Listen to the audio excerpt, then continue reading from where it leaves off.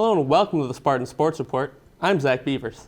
And I'm AJ Evans. It has been quite an eventful week here in East Lansing with field hockey, Michigan State Madness, and volleyball. But let's first start off with women's soccer.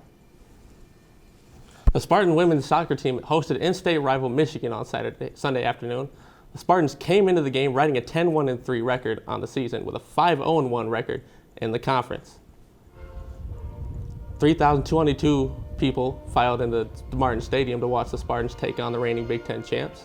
It was a record-setting attendance for the women's team. The Spartans got the scoring started as senior forward Lauren DeBow had the beautiful assist to Jordan Wickus, who heads it in with 5 minutes left in the first half. The Spartans had control of the ball from the start, constantly putting pressure on Michigan's defense. The Spartans faithful were loving it. On to the second half now, where the Spartans were again on the Wolverines' doorstep. Lauren DeBow this time receives a cross from Justina Gaynor and boots it over the goalie to put up the Spartans 2-0. The Spartans put 7 shots on goal in this game compared to Michigan's 2. The Spartans would maintain the shutout as they get the 2-0 victory. The Spartans are still undefeated in conference play at 5-0-1. They are now 6-0-2 at the Martin Stadium this year. Up next, their final night game at home against Indiana on Thursday at 7 p.m. With basketball season 3 weeks away, you can imagine the excitement is through the roof. The Michigan State basketball team hosted their annual Midnight Madness on Friday. This was the first time the team hosted the event since 2019 due to the pandemic. Even though men's head coach Tom Izzo didn't wear a costume this year, the energy remained high. The main attention grabber was women's head coach Susie Merchant being lifted into the air by a chain. Fresh off an exhibition game against the U.S. development team, the Spartan men's hockey team played their first regular season game on Friday against Bowling Green in the newly renovated Munn Ice Arena. Spartans were looking to give coach Adam Nightingale his first win as leader of the green and white. MSU put up 10 shots on goal in the first period compared to the Falcons' 7. Nash Nienhuis fires one on net here. The Spartans scrambled for a rebound but saved by Bowling Green. On to the second now. Bowling Green breaks the scoring seal with this goal from their captain Alex Barber as he is assisted by Austin Swankler. Falcons go up 1-0. Now to the third period, where the Spartans waste no time as they score a few seconds after the puck was dropped. Daniel Russell scores off a pass from Jaeger Joshua at the top of the circle to tie the game at 1. But a minute later, the Spartans looking to clear the puck out of their zone. Spartan Matt Bascal is pickpocketed by Falcon Ryan O'Hara, who puts it past the blocker of goaltender St. Cyr, 2-1 Falcons.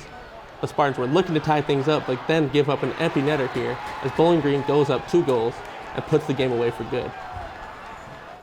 The Spartans would lose this game 3-1. They would go on to beat Bowling Green on the road the following night 2-1. They come back home to face UMass Lowell Thursday night, and the puck drops at 7 p.m. Let's move on to field hockey, where the Spartans came in looking to snap their 4-game losing streak. The Spartans returned to Ralph Young Field for the first time since September 18th, playing host to rival Michigan on Friday.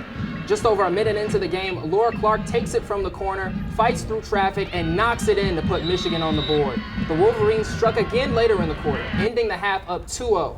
After a scoreless third, we move on to the fourth. Michigan still up 2-0. A penalty shot for the Wolverines gives Sarah Piertek a great look at the goal as she knocks it in on an assist from Abby Tamer. Just a minute later, MSU sets up for a penalty of their own, and Merrill Hansen takes advantage, knocking it in for the Spartans' only goal of the game. The Spartans would go on to lose 3-1. Michigan State also faced Ball State on Sunday, securing a 5-3 victory in the non-conference matchup to push their record to 6-6. They continue their homestand on Friday against Northwestern. The women's volleyball team faced a pair of highly ranked opponents on the week. These 2 matches gave them a chance to re-energize for some Big Ten conference play. The Spartans started their week hosting the 3rd-ranked Nebraska Huskers. It's a packed crowd for the Spartans' Big Ten home opener. We start off in the first set with the Spartans playing quick and swift. It's sophomore Leah Moore with a quick tip at the 10-foot. Here's a tough serve from freshman Jalen Swain. This is the single ace on the night for the Spartans. And it would be Meredith O'Gorman with the attacks on the night. She was the second leader in kills with a total of 6 and made 5 in the nail-biting second set. But here's some quick defense from the Huskers at the net. Middle blocker Caitlin Horde taking full advantage of a free ball. The Huskers finished the night with 46 kills.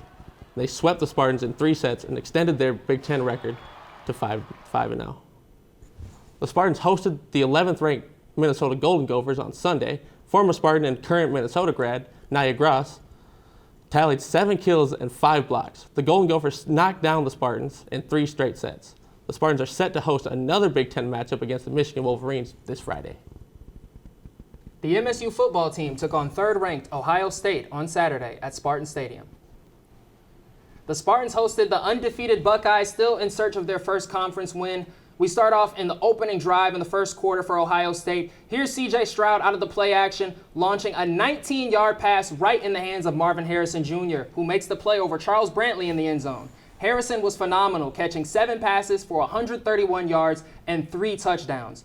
Later on in the first now, here's Stroud dropping back, looking, and he's picked off by Charles Brantley, who returns it for a touchdown. That's the first defensive touchdown for MSU this season. Tie game 7-7. Still in the first quarter here now, 14-7. Peyton Thorne on a play fake rollout, and he looks onto the right to find Trey Mosley for a 14-yard gain. This drive resulted in a punt, and the Spartan offense stalled all day long. Following drive for the Buckeyes, here's Stroud out of another play fake, throwing a 51-yard touchdown pass to Julian Fleming. Stroud was 21 for 26 on the day, throwing for 361 yards and a game-high 6 touchdowns. Elijah Kay has more from Spartan Stadium. It was all scarlet and gray today as the Ohio State Buckeyes took care of business against the Michigan State Spartans, winning 49-20. Michigan State kept it close in the first quarter, but the Buckeyes registered 3 second-quarter touchdowns to go into the half with a 22-point lead. The Spartans' struggling defense continued to struggle today as C.J. Stroud threw for 6 touchdowns, and this high-powered Ohio State offense outgained Michigan State by over 400 yards. Peyton Thorne finished the day with 1 touchdown and 113 yards. Michigan State will be right back here at home next week to take on Wisconsin. Yeah, I haven't really noticed that. The guys been very disappointed after every one of these losses. But you know, obviously, like I told them in the locker room, I'm on the lookout for any type of negativity or anything like that, because that's zero tolerance. Life's not easy. It's a test of it's a test of character. With this loss, the Spartans remain winless in Big Ten play. They'll take on the Wisconsin Badgers at Spartan Stadium on Saturday. Kickoff is set for 4 p.m. That's all the time we have today for this edition of the Spartan Sports Report. You can catch up on any of our previous episodes on our YouTube channel. I'm AJ Evans. And I'm Zach Beavers. Thank you for watching.